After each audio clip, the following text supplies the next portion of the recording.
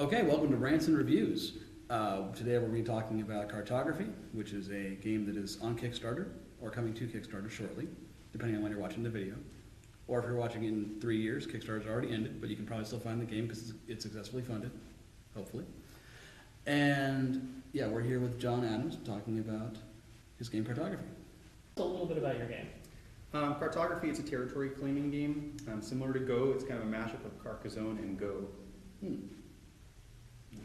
Awesome. So how do you start with the way the game? How do you basically build the board? Game starts on board. Game starts on a base tile form of a hexagon, and every turn you get to place a tile and a claim mark. So these are the tiles that you'll get in the base set of the game. Can you go over what these tiles are and how they look? Yeah. So there's 6 tiles, a 3-sided tile, and looks like that. All right.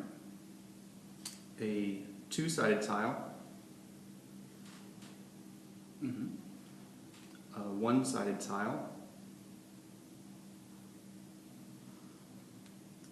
an open tile with 2 end caps, All right.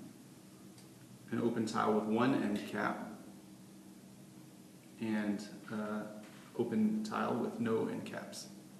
Now, as I look at the board, I see that the blank tiles are the ones that you basically use to build the centerpiece. Correct, yes. Okay. And why exactly is that?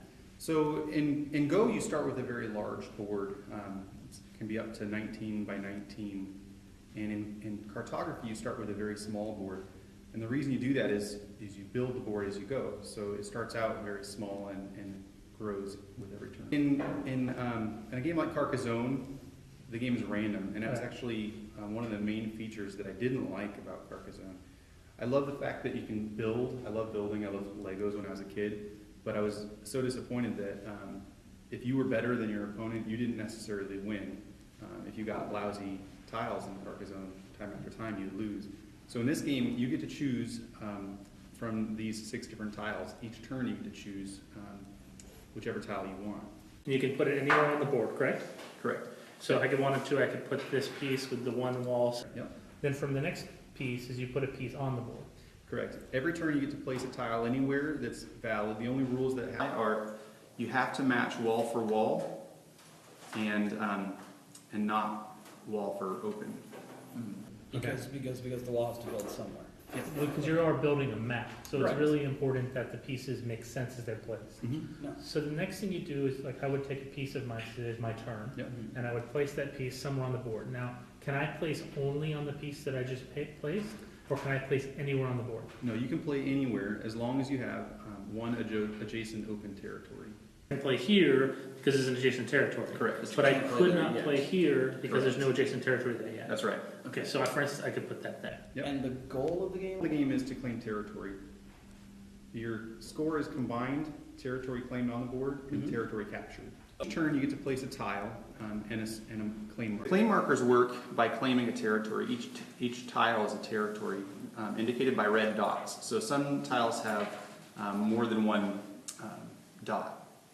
And each one of those dots can be claimed. Territory can also be captured if you can surround your opponent. Your opponent is left with no liberties, no adjacent open territories, and so he's captured. You can't place a claim marker if it removes your last open adjacent territory. So this group no longer has any territory, open adjacent territory. So you could place here because at the end of your turn, these territories would be captured and you'd have remaining open territory. What's interesting about this configuration is that this group's now invincible as long as the board doesn't change. Because all 3 claim markers have open adjacent territory, they also have what's called an eye. An eye is an isolated territory. Because you have to have open adjacent territories to play, you couldn't play here because you wouldn't capture, and you also couldn't play there or there for the same reason. But what you can do is, over a few turns, you might be able to build territory, increasing the size of the board, and maybe incorporating 2 separate territories. So now these 2 territories are no longer eyes, they're connected. So it'd be quite easy actually now to surround, I guess you wouldn't need that one. you could capture this guy here, and then it'd be pretty easy to capture these guys right here.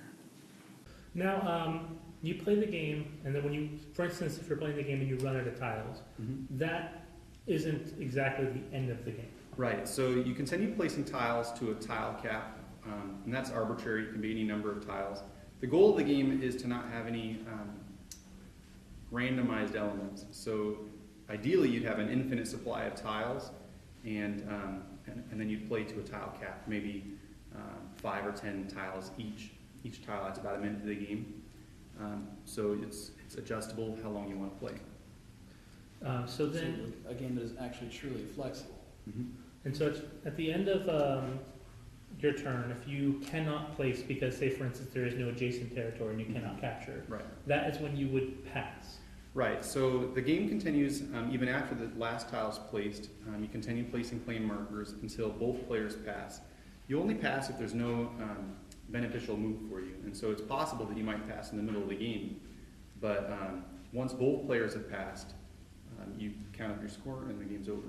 And again, your score would be based on, say, I know the game would never be this small, but say, for instance, I have 3 tiles and I've 3 territories collected, and I've captured 2 of his territories.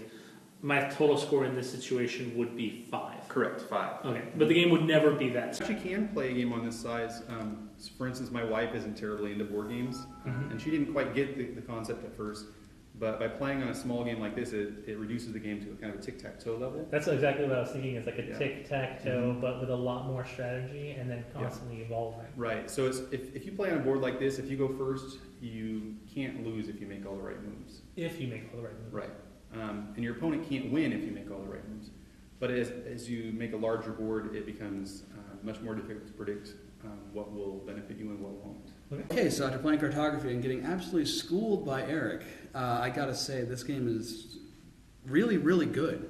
It's a game that I actually want to come back to and play again and again and again and again, which is the sign of a good abstract strategy game. For me personally, as soon as this goes up on Kickstarter, I'm backing it, and I hope it makes it into my collection because it's a really, really fun game and it really challenges the mind on multiple levels. And that's what I look for in a good abstract game. Is one that even when you lose, you want to come back to it and play it again and again. And this is definitely in my wheelhouse as a real big fan of abstract strategy games. Like Frank said, I completely schooled him. Some people would use other terminology, but we won't go into that. I really like this game. One of the big problems I feel about games like Carcassonne is the fact that you can't control what tiles you get. And when you can't control what tiles you get, it takes a lot of the strategy out and it just becomes very luck-based. This game is very strategy high, which is a great thing if you're watching the tiles and watching the pieces and watching how it's played. I really enjoyed this game a lot. And frankly, I would say that this game belongs in my collection, and it belongs in yours as well. Thank you so much, and thank you for watching Rants and Reviews. I'm going to leave the head. So the Kickstarter is launching October 14th. The price is going to be $30, and excited for you guys to try it out. Thank you so much. So pay attention to the Kickstarter. It's going to be launching on, again, October 14th. October 14th. So October 14th is a really important day for this game. Yeah. Okay.